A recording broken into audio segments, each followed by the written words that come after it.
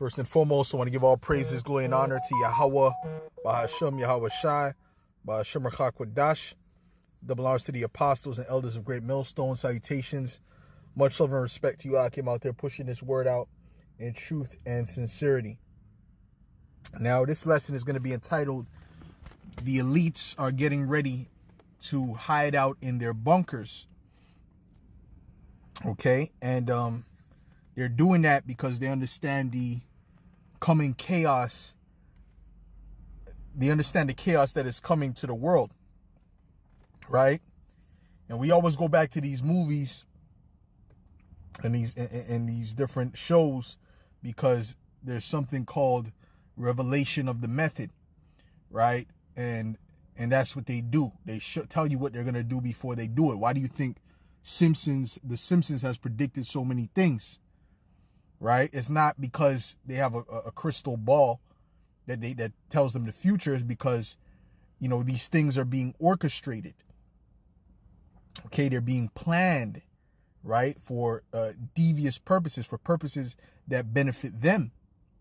Okay, and one of the things that benefits them is the coming collapse of this society, right, which is all prophetic, which is going to lead to Jacob's trouble. It's going to lead to also the world's trouble, the nation's trouble, everyone's trouble, okay? Because it's going to be complete collapse of the infrastructure. I kept harping on this movie, Atlas Shrugged, which I heard about it from the Bishop Elders, okay? Which the apostles been speaking about it, I believe, too. But I remember recently hearing it from the Bishop Elder. And I heard about this for a long time, but I recently watched it, and I said, this is so many hidden messages in this movie. And it's not in this movie series, and it's not a movie for entertainment because it's garbage. It's absolute trash when it comes to the storyline, the acting. Everything is complete garbage. But the messaging behind it, it's entertaining to us because it shows us exactly, you know, what they're trying to do. Okay? And when they do it, they're going to go and hide out in those bunkers. All right, let's go to some of these scriptures real quick. Let's go to Salakia. I don't want to show that. Let's go to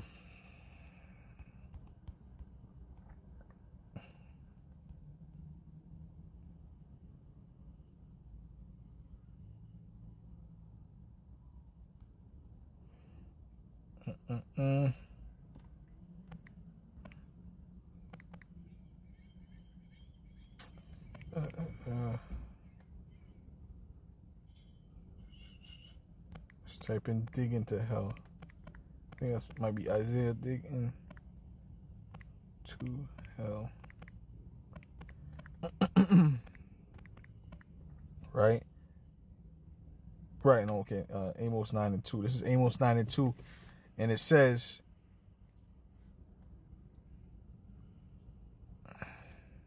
matter of fact, I'll start at 1. It says, I saw the Lord standing upon the altar, and he said, smite the lintel of the door, that the post may shake, and cut them in the head, all of them, and I will slay with the sword he that fleeth of them shall not flee away, and he that escapeth of them shall not be delivered. Though they dig into hell, right, which they got those, underground bunkers. They got underground cities, man. They actually have cities underground. I believe in Ottawa, Canada, you have one of the biggest ones, okay? This Amos 9:2 again, it says, though they dig into hell, then shall mine hand take them. Though they climb up to heaven, thence will I bring them down. Okay, so though they have their space bunkers as well, right? So no matter where they go, they're not going to be able to escape this wrath.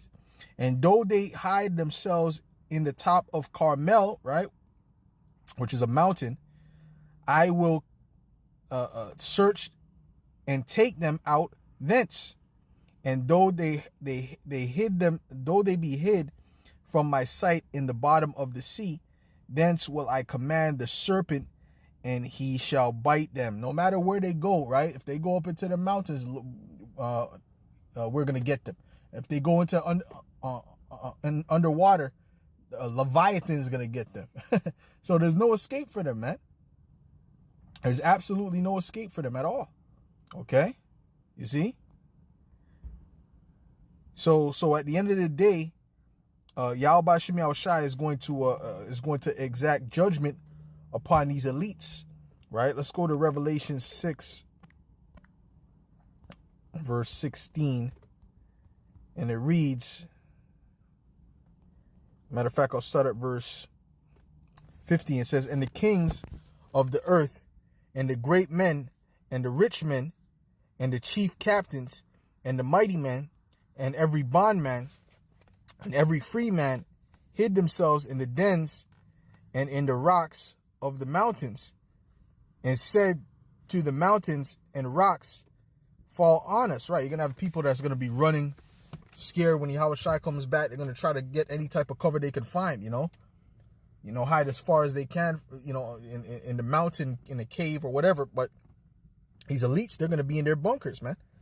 They're going to try to go to the deepest parts of the bunker to escape from Yahushua. Okay. It says, "And said to the mountains and rocks, fall on us and hide us from the face of him that sitteth on the throne, and from the wrath of the Lamb.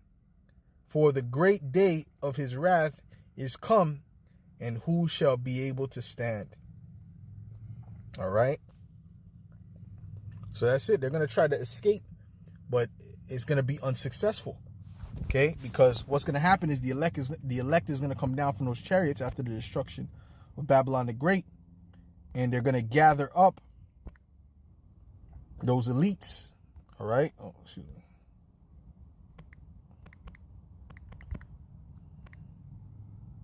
And I'm going to play a quick video.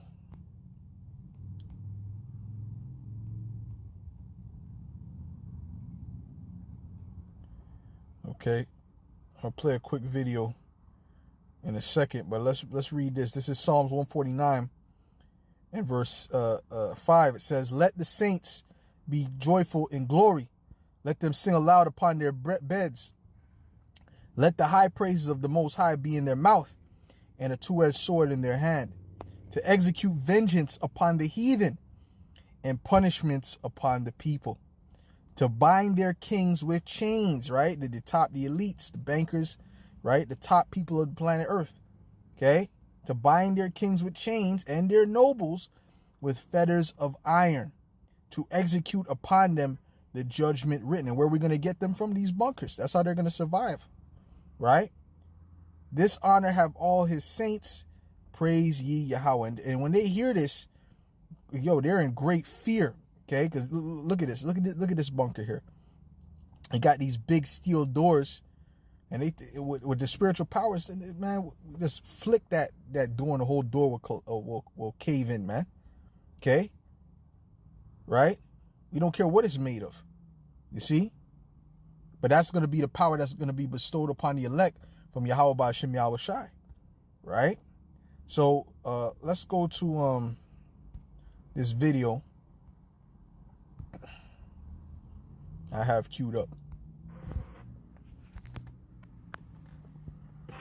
Now, billionaires have many obsessions. Supercars, ice baths, exotic animals, you name it, and billionaires usually have it. But of late, they seem to have a new obsession. Bunkers.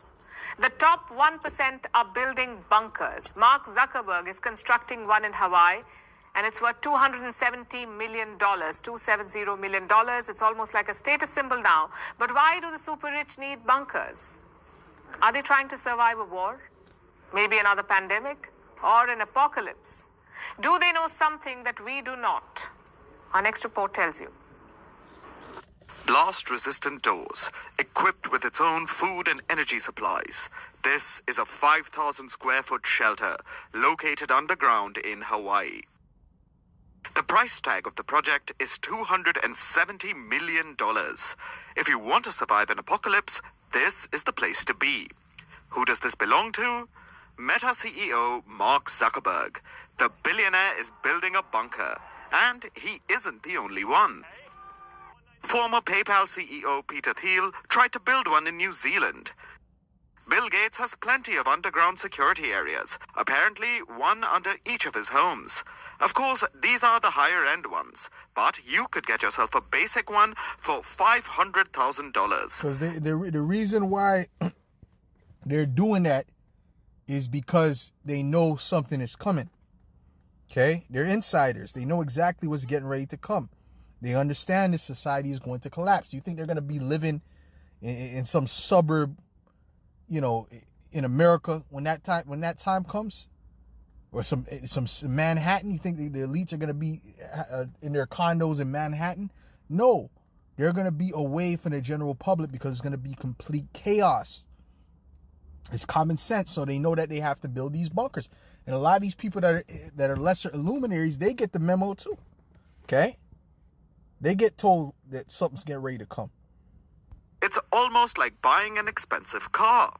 And for billionaires, it's a good way to use some loose change. But where are they building them? Apparently all over the world. But a popular choice seems to be New Zealand. It's attributed to its secluded location, which brings us to the boom in the companies building these survival shelters. Yeah, so guess what? The elect is going to have to go visit New Zealand, man. The elect is going to have to visit New Zealand because they're trying to build it in somewhere that's maybe that's neutral.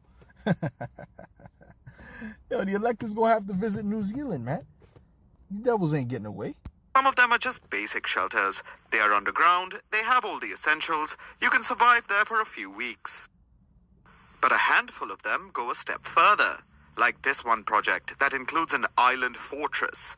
This is not just a bunker. The entire island is like a fort, with an inflammable moat.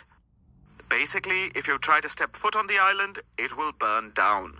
But you will be perfectly safe inside the underground bunker. Sounds perfect for a zombie. So they got like booby traps. Yo, they know it's gonna be. Hey, man, what is that gonna do to men with spiritual powers? Absolutely nothing, man. It's not gonna do anything to men with spiritual powers. That's a joke, man. Yeah, these regular people, sure, but the men with spiritual powers, that's not gonna do anything. They got booby traps and stuff. Apocalypse.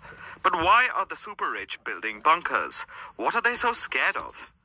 In the last 5 years, the world has survived a lot. A global pandemic, 2 wars, climate change. Some of these bunkers have registered nurses, a collection of drugs, decontamination booths, medical supplies. One even has a full-fledged operating table. Basically, you can survive anything in there. It's almost like modern-day Noah's Ark.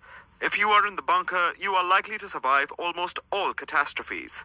But it's not for everyone. It's only for the chosen few. Right. Right. It's only for the chosen few. The chosen few of the elites. Right? The elites of the society. But the thing is this. Their mindset is that after the chaos and mass death, that they're going to rise from the ashes like the phoenix. That's why the phoenix is one of their symbols.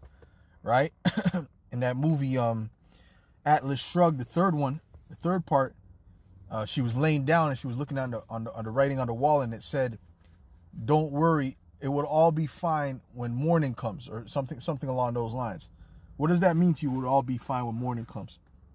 I'm roughly paraphrasing. It means that when the smoke clears, when they come up and people are begging for a new system, and they enslave the people, right? With that MOTB, it all goes back to the mark. What they're doing. Okay? You know? So, anyways, this is a little quick lesson, man. I don't want to make it too long. I gotta go meet the brother. So with that, Lord willing, this was edifying to the elect. And I'll say shalom.